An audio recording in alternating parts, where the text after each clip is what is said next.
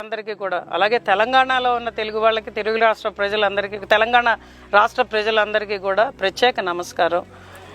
ఈరోజు పవన్ కళ్యాణ్ గారు తెలంగాణ జన సైనికుల్ని, అదే సాధకుల్ని ఉద్దేశించి ఒక ఇండోర్ మీటింగ్ అక్కడ పెట్టుకుందామంటే అది పెట్టనివ్వకుండా చేసిన ఘనత ఈరోజు మరి తెలంగాణ గవర్నమెంట్కి, పోలీసులకి ఎవరికి చెందిందో అన్నది నేను ఎవరిని దుర్భాషలాడడం, వ్యక్తిగతంగా విమర్శించడం మా నాయకుడు ఒప్పుకోడు కాబట్టి అది చెయ్యంగాని ప్రతి ఒక్కరు విమర్శలు చేసే వాళ్ళకి, ముఖ్యంగా కవితమ్మ ఏం మాట్లాడుతున్నదో తెలీదు.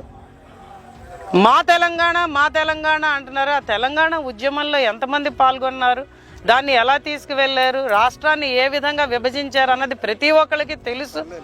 కాబట్టి మనం భారతదేశంలో ఉన్నామన్న విషయాన్ని గుర్తుంచుకొని మనం అడుగులు వేస్తే మంచిదన్న దాన్ని నేను ప్రతి ఒక్కరికి తెలియజేస్తున్నాను.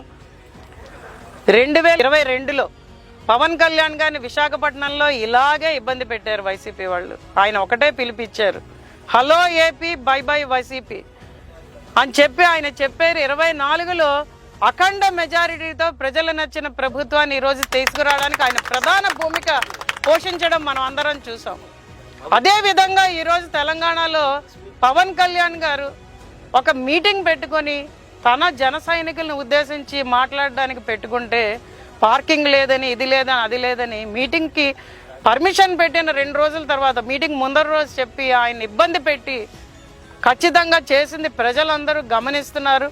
కాబట్టి నాయకులందరూ కూడా రాజకీయంగా ఆయనకు వస్తున్న పేరు, ఒక భారతదేశంలో ఒక నేషనల్ లీడర్గా ఆయనకు వస్తున్న పేరుని ఈరోజు జీర్ణించుకోలేక వాళ్ళు చేస్తున్న పనుల్ని ఖచ్చితంగా ప్రజలైతే ఖండిస్తున్నారు.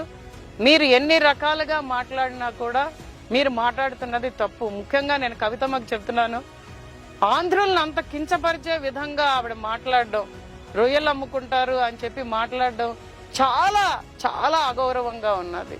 ఖచ్చితంగా ఆంధ్రప్రదేశ్ని ఒక మీరు చూస్తే జనసేన పాటలోనే ఉంటుంది, తెలంగాణ గడ్డ మీద పుట్టిన జెండా, ఆంధ్ర రాష్ట్ర అభ్యున్నతికి అడుగేసిన జెండా అని ఉంటుంది. అది మీరు చూడండి. అది ఖచ్చితంగా తెలంగాణలోనే జనసేన పార్టీ ఉంది.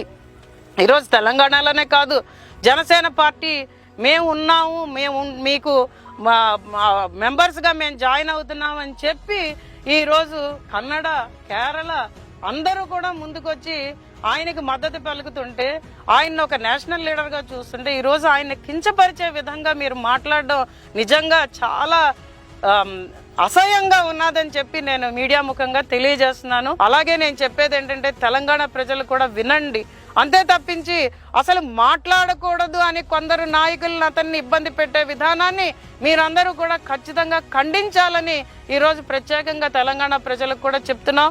జనసేన పార్టీ ద్వారా అతని ఎజెండా ఒకటే, ప్రజలకి ఎక్కడ అన్యాయం జరగకూడదు, ప్రజలకి మనం సదుపాయాలు కల్పించే విధంగా ఈరోజు ముందుకు వెళ్ళాలి, అంతే తప్పించి దానికోసం ఆయన ఎన్ని త్యాగాలు చేశారో ప్రజలందరూ గుర్తుంచుకోవాలి. ఈరోజు ఎన్డీఏ కూటమిలో చంద్రబాబు నాయుడు గారు కానీ, లోకేష్ గారు కానీ మహానాడు వేదికగా కూడా ఒకటే చెప్పారు, పవన్ కళ్యాణ్ గారు అనే వ్యక్తి ఈరోజు ఆంధ్రప్రదేశ్ కోసం ఆయన చేసిన త్యాగం మనం మర్చిపోలేం. ఆయన ఖచ్చితంగా ఒక మంచి ఆలోచనతో ప్రజల కోసం పార్టీలు 3 కలవాలి, లేకపోతే ప్రజలు ఈరోజు ఇబ్బంది పడతారని ఆయన ముందుకు తీసుకువెళ్ళడం జరిగింది. మరి అలాంటి వ్యక్తిని ఈరోజు తెలంగాణ ప్రభుత్వం ఇబ్బంది పెడుతున్నదంటే, తెలంగాణ రాష్ట్రంలో కొంత నాయకులు ఇబ్బంది పెడుతున్నారంటే నిజంగా దాన్ని మనం ఖచ్చితంగా ఖండించాలని కూడా ఈరోజు నేను తెలియజేస్తున్నాను. పవన్ కళ్యాణ్ గారు అనేది ఒక శక్తి అని కూడా నేను మీడియా ముఖంగా ప్రజలందరికీ కూడా ఈరోజు తెలియజేస్తున్నాను. ఆయన ప్రజల కోసమే ఆలోచిస్తారు, ప్రజల గురించి ఆలోచించి ప్రజల కోసం ఏం చేయాలో, ప్రజల కోసం ఎంత త్యాగం చేయాలో చేసిన వ్యక్తిని, ఖచ్చితంగా ఒక మహా వ్యక్తిని మనం పోగొట్టుకోకూడదని కూడా ఆంధ్ర రాష్ట్ర ప్రజలకు ఈరోజు మీడియా ముఖంగా నేను తెలియజేస్తున్నాను.